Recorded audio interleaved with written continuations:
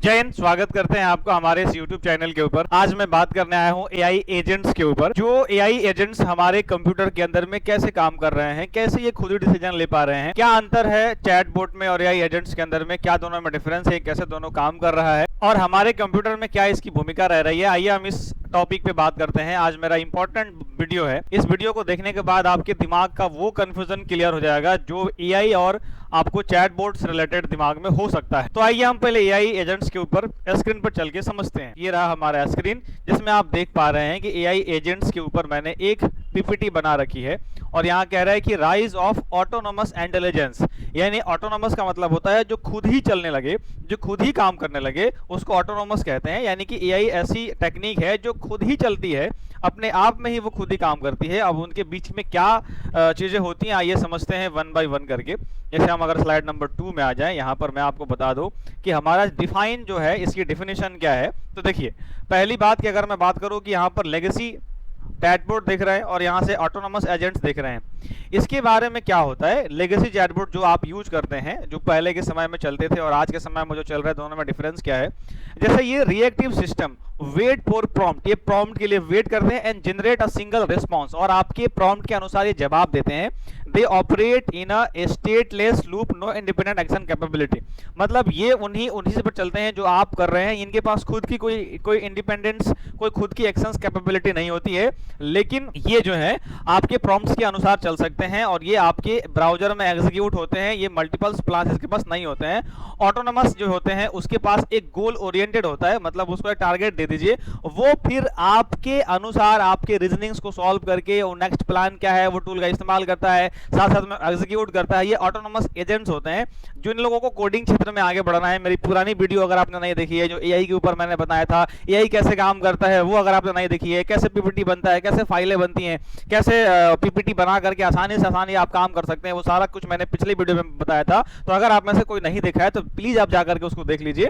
आपकी एआई से और ज्यादा जो है वो आपका न्यूरॉन्स रिलेट हो जाएगा। और साथ साथ में मैं आपको बता दूं कि एआई हमारा सिर्फ अब सिर्फ जो है वो हमारे सवालों का जवाब नहीं दे रहा है, बल्कि वो खुद ही काम करके दे रहा है। उस पूरी वीडियो मैंने एक्सप्लेन करी है, जो अभी आप स्क्रीन पर देख रहे हैं, इसका लिंक डिस्क्रिप्शन में दिया हुआ है, तो आप जाकर के वहां से डाउनलोड उसको जाके एक बार देख लीजिएगा।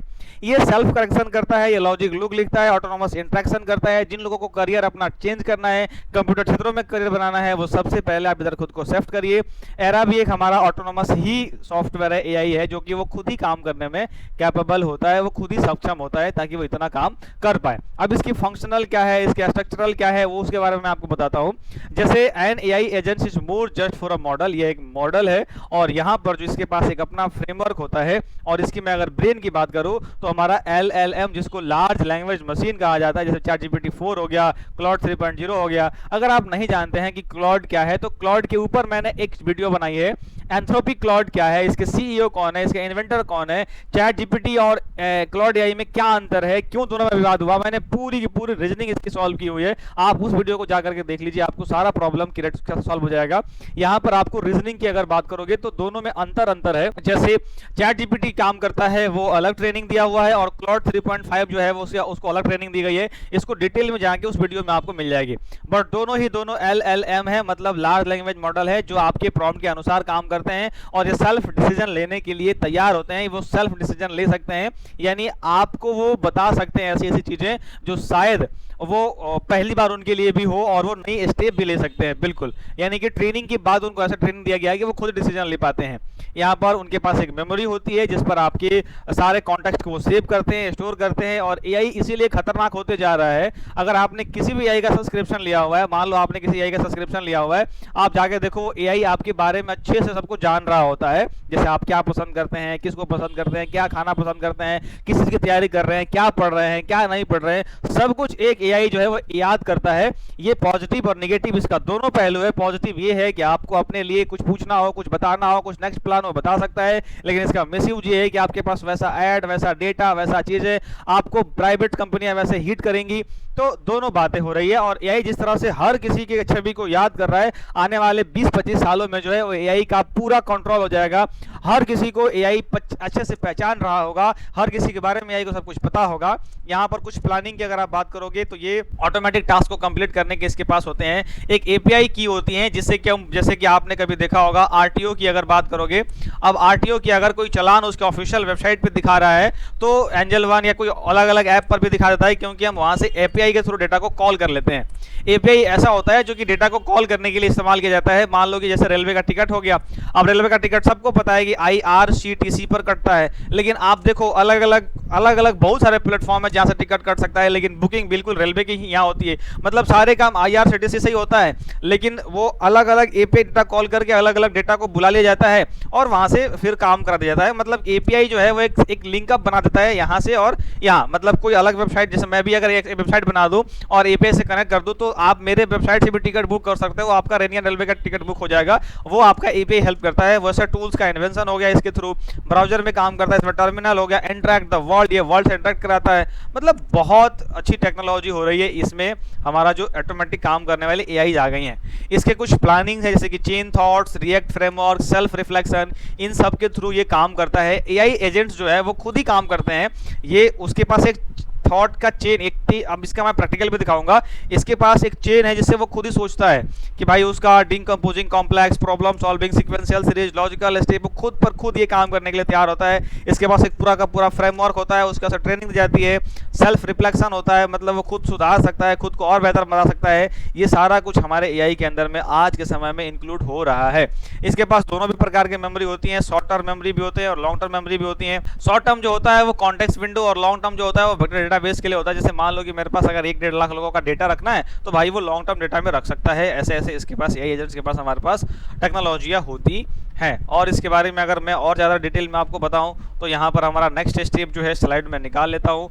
6 नंबर स्लाइड के अंदर में आकर के देखो, ये हमारा interact with the real world, ये रियल वर्ल्ड से ऐड कराता है। जब आप एपीआई एग्जीक्यूट करते हो तो डेटा ला के देता है, वेब ब्राउजिंग करता है, इसके पास रिसर्च कैपेबिलिटी होती है, डेटा इस पे पास एनालाइज करने की क्षमता होती है। मतलब कि ये आपके डेटा को जो है वो कंप्लीटली एक जगह सेव रखता है, फिर जरूरत पड़ता है तो वो निकाल के लाता है। जैसे एग्जांपल्स में ले लो कि आपने जीपीयू के बारे में कोई भी लेटेस्ट बेंचमार्क निकाला और उसके बारे में पूरी की पूरी डिटेल मिल गई, उसको एनालाइज कर दिया। ये सब कुछ कैसे करता है? ये सब एआई एजेंट्स करते हैं जो हमारे पीछे काम कर रहे हैं, कंप्यूटर के पीछे काम कर रहे हैं। और वैसे भी अभी एंथ्रोपिक के सीईओ ने बोला है, एंथ्रोपिक के जो यानी कि एंथ्रोपिक जो सीईओ जो उसको इन्वेंट किए हैं, उन्होंने कहा है कि जो भी कंप्यूटर के फ्रंट पे काम कर रहा है उनकी जॉब जो है वो अगले 2-3 सालों में जाने वाली है। मतलब ये कि जो एक ही प्रकार के काम कर करके और अपना रोजगार चला रहे हैं, उनका जो है एआई के थ्रू जो नहीं अपने आप को अपडेट कर रहे हैं, उनका जो जॉब जाने वाला है और बहुत जल्दी जो है वो जॉब से आउट हो जाएंगे। इसलिए बेहद जरूरी है खुद को अपडेट करना, खुद को बेहतर बनाना और जा करके खुद के ऊपर जो है काम करना अभी के समय में बहुत इंपॉर्टेंट हो गया है। चलो मैं आगे बढ़ता हूँ। अब यहाँ पर जो है ये कुछ एजेंट्स हैं जो कि इसकी डिजिटल वर्क फोर्स को काम करते हैं। जैसे कि हमारा जो नेक्स्ट इवोल्यूशन है ये एक सुपर एजेंट की तरह काम करता है, ये एक डिजिटल वर्क फोर्स बनाता है और ये जो है अलग अलग चीज़ों को कोलैबोरेट करता है। जैसे कि इसका जो मैनेजर होता है, ऑर्केस्ट्रेट्स जो है इसका वर्क फ्लो है, इसके रिसर्चर जो हैं वो और इसके जो राइटर्स हैं, ये सबको एक फ्रेमवर्क में तैयार करके और एक एजेंट्स तैयार कर देता है। जैसे कि वो हमें लगता है कि सब कुछ जो हो रहा है वो ऑटोमेटिक हो रहा है, लेकिन यहाँ पर कुछ भी ऑटोमेटिक नहीं हो रहा है, सबका एक पैटर्न बना हुआ होता है। बस जब आप ऊपर ऊपर देखते हो तो लगता है कि आपके पास जो है वो एक ऑटोमेटिक हो रहा है, लेकिन सच बात ये है कि वो एक प्रोसेस वाइज होता है, बट उतना फास्ट होता है कि हमें समझ में नहीं आता है। इसके कुछ फ्रेमवर्क हैं और इसके कोर कुछ फिलॉसफी हैं जो इसके लिए बेस्ट हैं। वो हमारा क्रो एआई है, लैंगग्रैफ है, माइक्रोसॉफ्ट ऑटोजेन है, ओपन एआई एसडी है, इसके सारे फ्रेमवर्क्स के नाम हैं और ये इस बेस पर काम करते हैं। मतलब कि वो एआई एजेंट्स जो हैं वो इस तरह से जो हैं आपके लिए प्रोसीड करते हैं, आपके लिए ऑटोमेशंस लगाते हैं। इसकी पूरी टीम है, यहाँ पर जो है स्टेटफुल प्रोडक्शन साइकिल्स हैं, कॉम्प्लेक्स लॉजिक और डायनामिक डिबेट्स होते हैं, फास्ट इसमें जो है वो prototypings within GPT economic ecosystems होती हैं, जो है ना कोर फिलोसफी के साथ साथ ये बहुत सारा काम भी इसके अंदर में किया जाता है। नेक्स्ट की अगर मैं बात करूं तो यहाँ पर अगर आ जाओगे आप तो इम्पैक्ट फॉर प्रोफेशनल वर्क की अगर बात किया जाए, मतलब ये हमारे अलग अलग मूवमेंट को डिटेक्ट करना और एग्जीक्यूट करना, इसका डायरेक्शन डिसाइड करना, ये चिला अभी के समय में बहुत हमारा जो है वो एक ओरिएंटेड काम कर रहा है।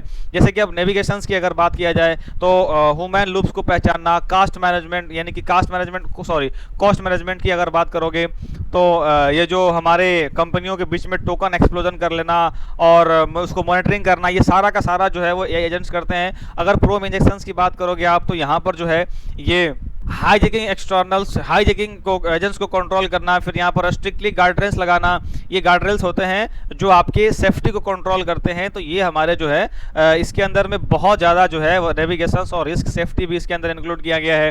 ये चीज़ों को कहाँ रिस्ट्रिक्ट करना है, कहाँ बताना है, ये सब कुछ इसके अंदर जो है इंक्लूड रहता है, लेकिन अलग अलग स्टेप में रहता है। बस एक यूज करने वाले को लगता है कि सब कुछ जो है मेरा हो रहा है वो सब एक साथ हो रहा है। अगर मैं नेक्स्ट स्लाइड में अगर आपको बात करूँ तो जो हमारे इन एजेंटिक इकोनॉमी में भी बहुत ज़्यादा इसका हेल्प हो रहा है। 2026 के अनुसार जो है वो 40% अंतर इंटरप्राइजेज जो है वो एप्लीकेशंस जो है ये एआईज के ऊपर शिफ्ट होने वाले हैं और वो उसकी टास्क स्पेसिफिक काम ये करके परफॉर्म करते हैं। इसमें इंटेलिजेंस इकोनॉमी की जो है वो इकोनॉमी में भी बहुत बड़ी इसकी भूमिका होने वाली है। मतलब चला कि अगर आप इधर मूव करना चाहते हो तो ये भाई ऑटोनोमस में काम करो, ऑटोनोमस सीखो, ऑटोनोमस चीज़ें को पढ़ो, बहुत फ्यूचर होने वाला है। ये हमारा एक अच्छा बेहतर करियर है और हमारा जो है एक एरा जो है अभी तक में बहुत ऊपर तक लेके गया है।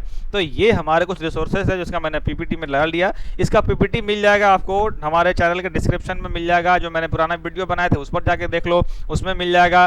कंटेंट कैसा लगा मुझे एक बार कमेंट में बताना, वीडियोज कैसा लगा, क्या हमें और सुधार करना चाहिए ये हमें बताना। साथ साथ में ये भी बताना कि आपको और नेक्स्ट क्या चाहिए हमसे, कौन सा वीडियो आप हम पर चाहते हो। और अगर अभी तक आपने इस वीडियो को देख लिया तो एक छोटा सा जय हिंद लिख देना हमारे कमेंट सेक्शन में। इस वीडियो को देखा आपने, यहाँ तक मेरे साथ आप रहे, इसके लिए बहुत बहुत धन्यवाद। मुझे भी अच्छा लगा कि आप मेरे साथ यहाँ तक आए हैं। काफ़ी मैं भी बिजी रहने के बाद भी इस वीडियो को बनाता हूँ आपके लिए, बहुत फोर्स करनी पड़ती है खुद को भाई यहाँ तक इस पूरे रेगुलेट को चीज़ों को रेगुलेट करने के लिए। तो भाई अगर आपने इस पूरी वीडियो को देखा है, अगर यहाँ तक देखा है तो छोटा सा लाइक कर देना, उतना मेरे लिए काफ़ी है, मेरी मनोबल के लिए काफ़ी है। मैं आपके लिए कंटिन्यू कंप्यूटर क्षेत्र में काम कर रहा हूँ ताकि आपको एक बेहतर से बेहतर कंटेंट प्रोवाइड कर पाऊँ। भाई पिछली वीडियो में भी मैंने बहुत प्रयास करे थे कि आपको बेहतर दें, इसमें भी बहुत मैंने प्रयास करा। हालांकि आप एक बार मुझे अपना ओपिनियन दे करके और मुझे अपने साथ शामिल करने के लिए आपका बहुत बहुत धन्यवाद। फिलहाल मिलते हैं नेक्स्ट वीडियो में, इस वीडियो तक यहीं पर जय हिंद।